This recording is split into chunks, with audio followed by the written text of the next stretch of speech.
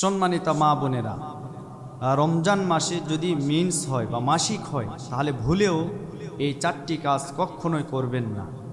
যদি করেন আপনি মারাত্মক গুনাহের কাজ করলেন, মারাত্মক ক্ষতির ভিতরে আপনি পড়ে গেলেন। সুতরাং ভুলেও এই চারটি কাজ করবেন না। বিশেষ করে রমজান মাস আসলে মা বোনেরা সবচাইতে বেশি আমলিয়াত হয়, তারা আমল করতে চায় বেশি, তারা নেকি অর্জন করতে চায় বেশি, তারা নামাজ পড়তে চায় বেশি, রোজা তো পালন করতে চায়, কিন্তু অনেক সময় মিন্স হওয়ার কারণে এই রোজাগুলি থাকা লাগবে না। এই জন্য রমজান মাসে যখন আপনার মিন্স হয়ে যাবে, মাসিক হবে, ভুলেও আপনি চারটি কাজ করবেন না। যদি করেন আপনি মারাত্মক ক্ষতিগ্রস্তের ভিতরে পড়ে যাবেন। এক নম্বরে কাজ হলো, যখন আপনার মিন্স হবে, মাসিক হবে, এক নম্বর কাজ হলো আপনি দিনের বেলা আপনার স্বামীর সাথে সহবাস করবেন না। সহবাস করবেন না, এমনকি রাতেও করবেন না।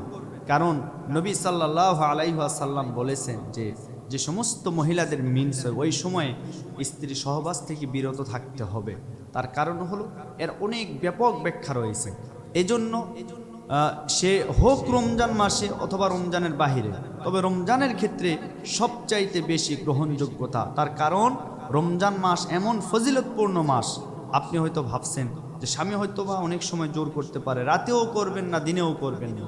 রমজান মাসে রাতেও করা যাবে না, দিনেও করা যাবে না, স্বামীর সাথে সহবাস করা যাবে না। এটা হলো এক নাম্বার।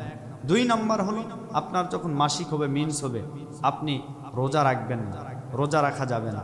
অনেক মা বোনেরা আছে, বিশেষ করে যারা যুবতী হয়, এই হাদিসগুলি না জানার কারণে তারা অধিকাংশ সময় রোজা রাখার জন্য আগ্রহ প্রকাশ করে, চিন্তা করে রমজান মাস আমার কাছ থেকে বিদায় নিয়ে চলে যাচ্ছে, আমি রোজাগুলি রাখতে পারবো না। এমনটা তো হতে পারে না। কিন্তু না, মা আপনার ব্যাপারে ছাড় রয়েছে, বোন আপনার ব্যাপারে ছাড় রয়েছে। নবী সাল্লাল্লাহু আলাইহি ওয়াসাল্লাম বলেন যে মহিলাদের যখন মিন্স হয়, বিশেষ বিশেষ কিছু কাজগুলি তাদের উপরে হারাম হয়ে যায়, করা যাবে না, এটা নিষিদ্ধ করা হয়েছে। তার ভিতরে রমজান মাসে যখন মিন্স হবে তাদের জন্য রোজাটাকে হারাম করা হয়েছে, রোজা রাখা যাবে না। যদিও আপনি সোয়াবের আশায় করলেন, অনেকে আছে সোয়াবের আশায় অনেক কাজগুলি করে থাকে, যদিও সোয়াবের আশায় আপনি করলেন, কিন্তু মা এক্ষেত্রে আপনার সোয়াব নয় বরং গুনাহ হবে। তার কারণ আল্লাহ পাকের দুটি নির্দেশনা, একটি হলো আদেশ, আরেকটি হলো নিষেধ। একটি হলো আদেশ, আরেকটি হলো নিষেধ। আদেশ পালন করা যেমনই আপনার উপরে ফরজ, নিষেধগুলো পালন করা তেমনই আপনার উপরেও ফরজ। হয়তোবা আপনি ভাবছেন আমি রমজানের রোজা রাখতে পারলাম না, আপনার বড় আফসোস, কিন্তু আফসোস করে কোনো লাভ নাই। হ্যাঁ, তবে রমজান মাস পার হয়ে গেলে আপনি যখন সুস্থ হয়ে যাবেন, আপনার এই কাজা রোজাগুলি অবশ্যই আদায় করে নিতে হবে অন্য মাসে। এটি হলো 2 নাম্বার কাজ। 3 নাম্বার কাজ হলো আপনি রমজান মাসে যখন আপনার মাসিক হবে, মিন্স হবে, আপনি নামাজ পড়বেন না। আপনি নামাজ পড়বেন না। যদিও আপনি ভাবছেন নামাজ তো ভালো কাজ, নামাজ পড়লে সওয়াব হয়। হ্যাঁ, নামাজ পড়লে সওয়াব হয়, কিন্তু আপনাদের জন্য এই সময়টাতে নিষেধ করা হয়েছে। সুতরাং নিষেধটুকুন মানাও কিন্তু সওয়াবের কাজ, নিষেধটুকুন মানাও আল্লাহর ইবাদতের শামিল। আপনি হয়তো ভাবছেন আমি নামাজ পড়লে আমি সওয়াব পাবো, কিন্তু না সম্মানিতা মা বোনেরা, এই কাজ কখনো করা যাবে না। নামাজ এটা গুরুত্বপূর্ণ ইবাদত, আমরা সকলে জানি, কিন্তু মা বোনদের ক্ষেত্রে এই সময়গুলিতে ছাড় দেওয়া হয়েছে।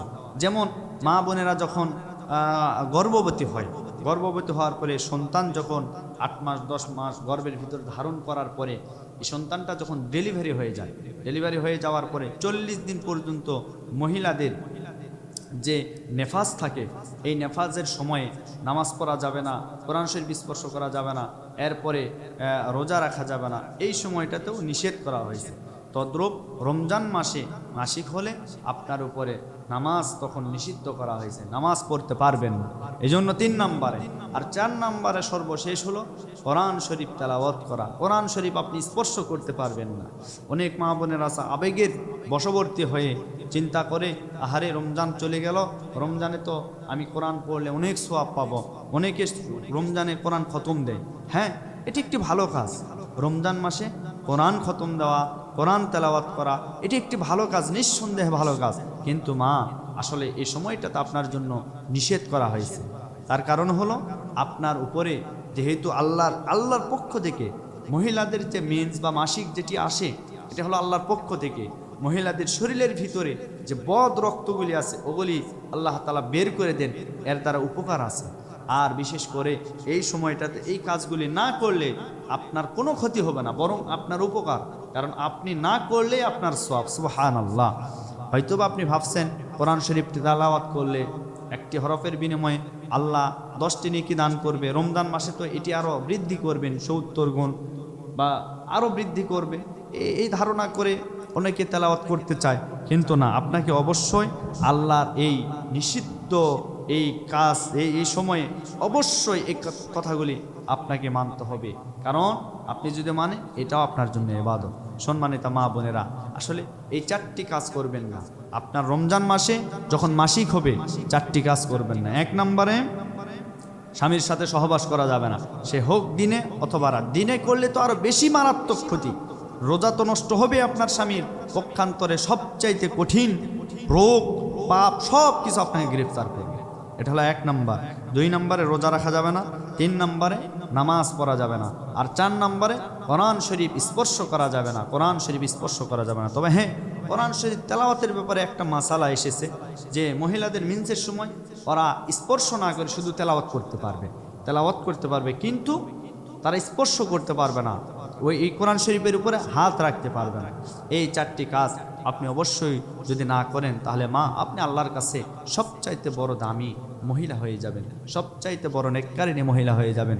আল্লাহ পাক রব্বুল আলামিন পবিত্র মাহে রমজানের যে বরকত, যে রহমত, এগুলি আমাদেরকে